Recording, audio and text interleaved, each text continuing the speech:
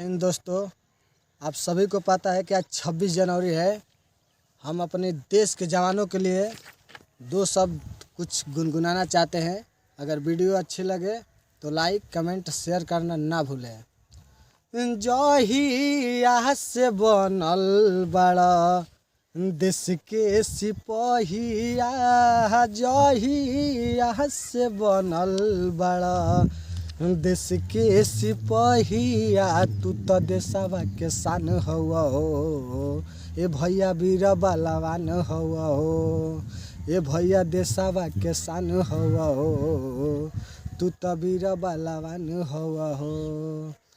जहिया से बनल बड़ा देश के सिपहिया, जहिया से बनल बड़ा देश के सिपहिया, तू तो देशवा के शान हवा हो। ए भैया वीर बलवान हवा हो। करी पाकिस्तान चिन्हा खूब लड़ाई, डरी के पीछे ना भगिया, 56 के सीना लेके सुना ये भैया, बॉर्डर पे खूबे तू लड़िया।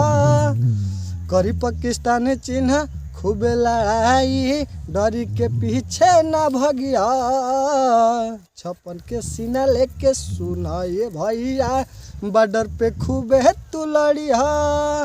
झुक के नाही दिया तू देशवा के शान हो, झुक के नाही दिया तू देशवा के शान हो।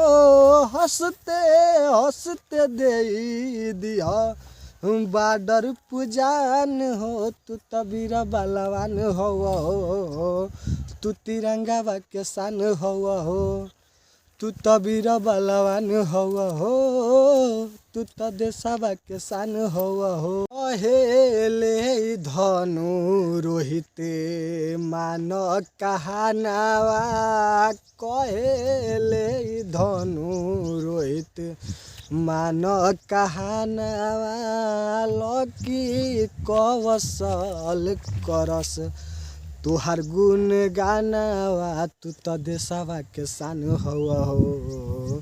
ए भैया वीर बलवान हवा हो, ए भैया देशवा के शान हवा हो, तू तो वीर बलवान हवा हो।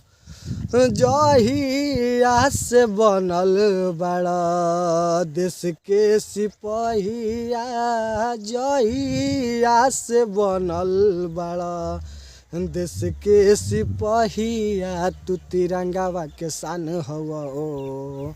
ए भैया वीर बलवान हवा हो। जय हिंद, जय भारत। तो अगर ये वीडियो आपको अच्छा लगा है तो चैनल को सब्सक्राइब करें और बेल आइकन को दबाना ना भूलें।